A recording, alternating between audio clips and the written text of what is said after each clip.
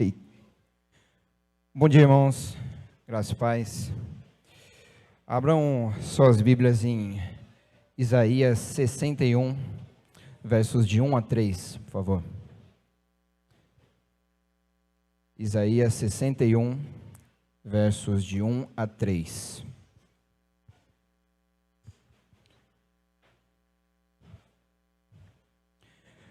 Diz a palavra: O Espírito do Senhor Deus está sobre mim, porque o Senhor me ungiu para pregar boas novas aos pobres, enviou-me a curar os quebrantados de coração, a proclamar libertação aos cativos e a pôr em liberdade os algemados, a apregoar o ano aceitável do Senhor e o dia da vingança do nosso Deus, a consolar todos os que choram e a pôr sobre os que choram em Sião uma coroa em vez de cinzas, óleo de alegria em vez de pranto, manto de louvor em vez de espírito angustiado.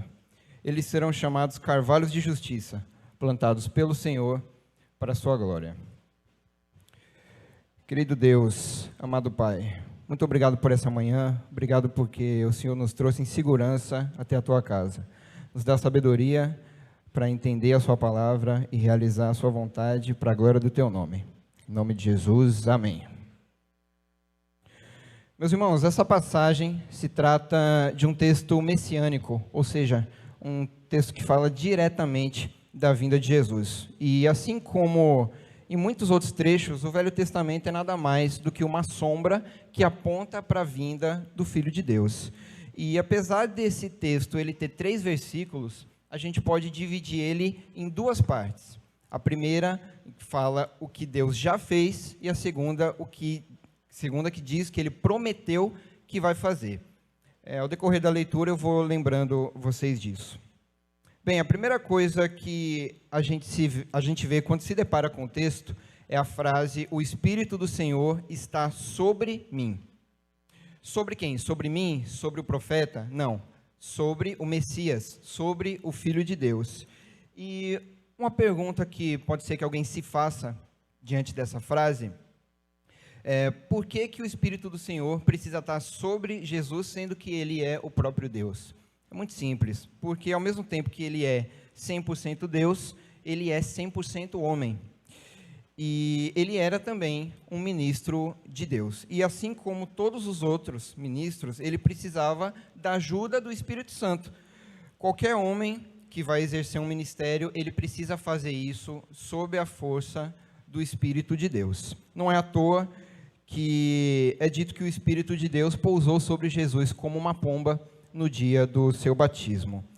E, meus irmãos, o plano de Deus, ele é perfeito. Os irmãos sabem que Jesus é o nosso mediador e o nosso redentor. Mas isso não seria possível se ele não fosse 100% homem e 100% Deus, não é mesmo? Se ele não fosse 100% Deus, não poderia ser redentor. E se não fosse 100% homem, não poderia ser mediador.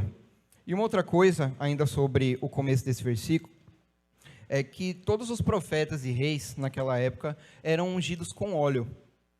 Mas em Atos, Lucas registra que Deus ungiu a Jesus com o Espírito Santo e com poder.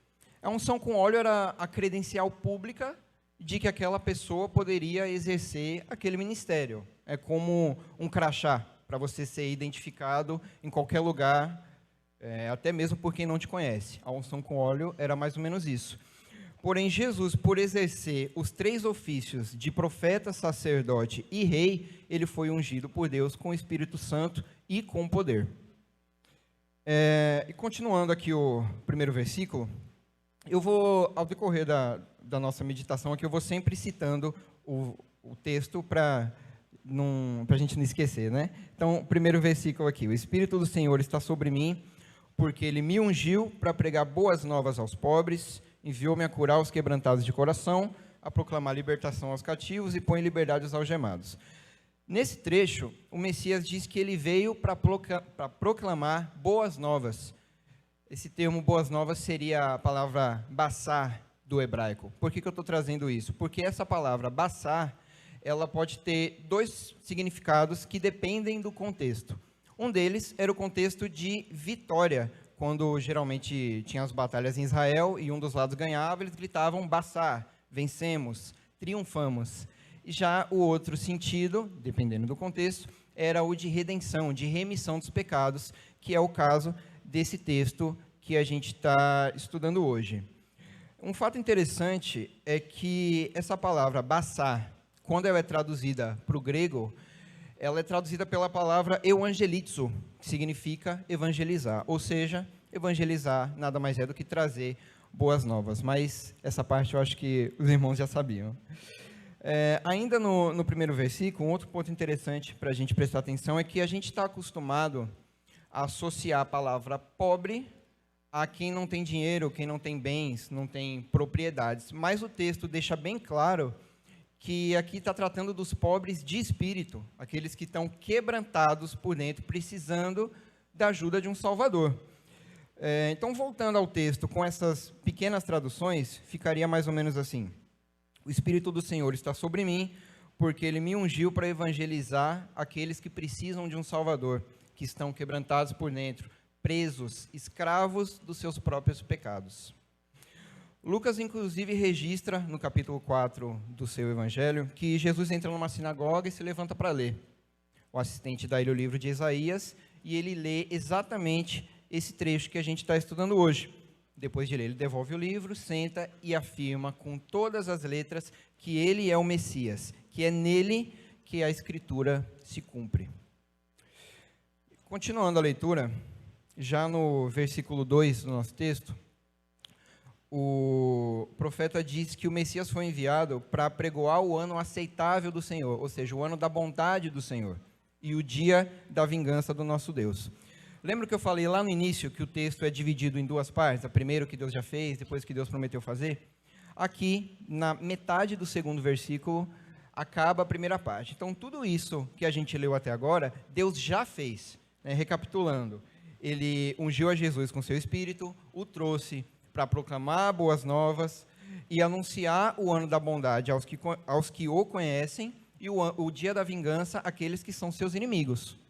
Certo? Tudo isso, se você for olhar em vários outros trechos da Escritura, Deus já fez tudo isso.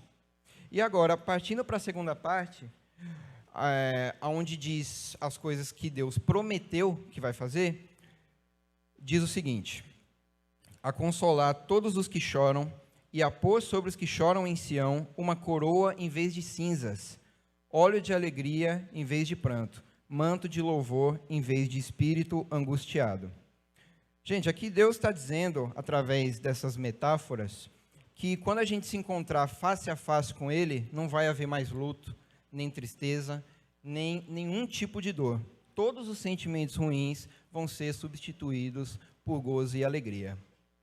Os irmãos sabem que Deus não falha com as suas promessas. Nunca falhou, nunca vai falhar. Então, através apenas dessa promessa de Deus, você consegue perceber o quão grato a Ele você deve ser. Onde nós, seres humanos, falhos, pecadores, que de forma alguma merecemos a graça dEle, na verdade a gente merece a condenação eterna, Deus vem e promete que toda a tristeza será substituída por alegria. E já a última parte do nosso texto, ela diz que eles serão chamados carvalhos de justiça, plantados pelo Senhor para a sua glória. Aqui eu queria abrir um parêntese desse tamanho, para falar algumas coisas interessantes. Quem me conhece o mínimo, sabe que eu respiro música o tempo todo, 24/7. 24 horas por dia, 7 dias por semana. E uma coisa que me deixa muito contente é quando eu estou lendo algum texto bíblico e eu encontro a passagem de onde, muito provavelmente, o compositor se inspirou para escrever tal canção. No caso dessa, que a gente tocou agora há pouco, que não foi escolhida por acaso, eu sempre, toda vez que eu escutava, eu ficava pensando o que significaria essa metáfora dos carvalhos de justiça. Então, eu fui pesquisar, né? E, meus irmãos, a beleza do povo de Deus, ela está na sua justiça e fé. Ao contrário daqueles povos onde a promiscuidade, a prostituição e a injustiça era praticada na sombra dos seus carvalhos, como já disse o profeta Oséias. Então, se existem carvalhos de injustiça, naturalmente existem os de justiça também. É É para mim essa água aqui, é? Vocês não sabem não falar sem parar, dá sede, viu? E o carvalho, olha só que interessante. Eu fui pesquisar tudo isso. O carvalho é uma árvore que dá um fruto chamado bolota. Não sei se vocês conhecem, eu mesmo só ouvi falar quando estava pesquisando. E justamente o carvalho ele não é conhecido por causa do fruto que ele dá, mas sim por ser uma árvore que dura muito tempo, uma árvore frondosa, ornamental, que produz uma sombra agradável. Só quem ficou debaixo de um carvalho no sol do meio-dia sabe o que eu estou falando. Ou seja, o fruto real do carvalho não é a bolota, mas sim a capacidade de ser agradável e de refrescar, aliviar o calor. Como é que isso pode ser útil para mim e para a sua vida?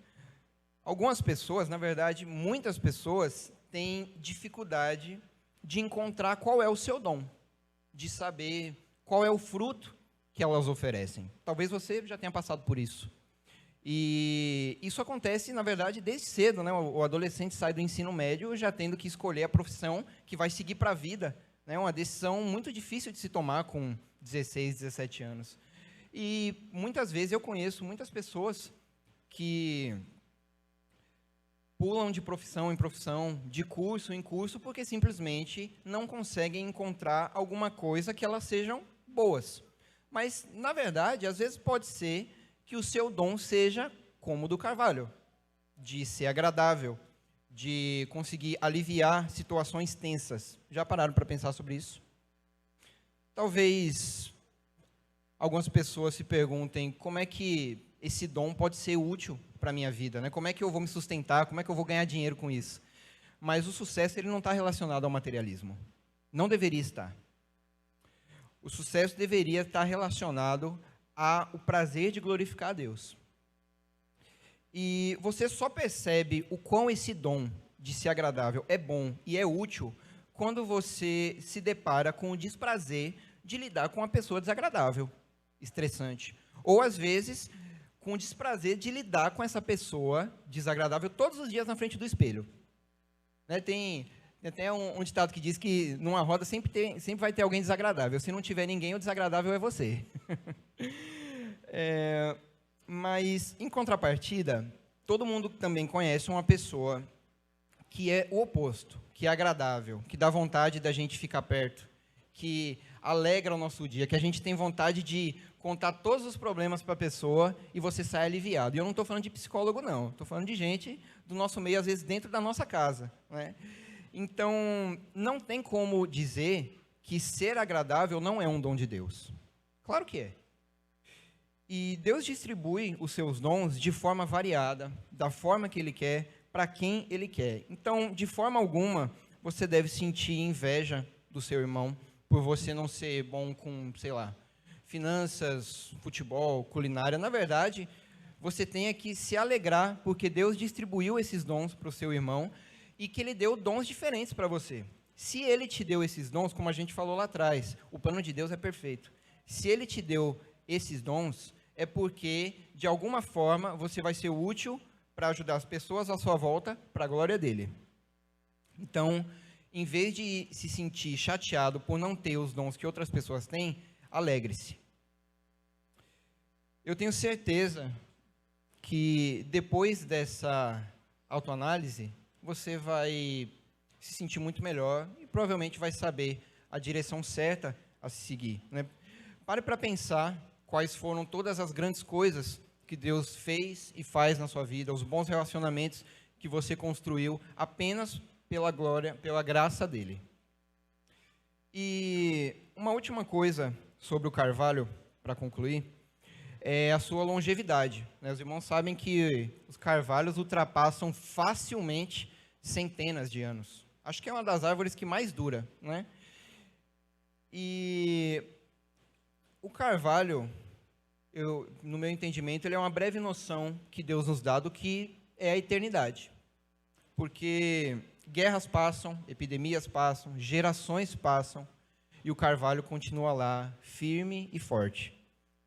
Uma das razões para isso é a capacidade do carvalho de se renovar a cada estação. E como também é dito em Isaías, os carvalhos de justiça são eternos, pois o Senhor os renova continuamente, preenchendo de forças e vigor. Então, meus irmãos, que o Senhor nos dê graça, que Ele ilumine os nossos caminhos para a gente conseguir ajudar as pessoas com o nosso dom e poder glorificar o Seu nome. Vamos orar? Senhor, muito obrigado. Obrigado pelas Suas misericórdias, pela Sua graça que se renova a cada manhã. Obrigado porque o Senhor nos deu dons variados, para que cada um de nós possa ser parte do corpo de Cristo e ajudar não só as pessoas que te conhecem, mas aquelas que ainda não te conhecem, para que a gente possa, como o profeta disse, levar as boas novas para cada criatura, para que elas vejam a glória do Senhor. Nos dá um dia de paz, abençoe nossa IBD, nos dê sabedoria e perdoe os nossos pecados, Pai. Em nome de Jesus. Amém.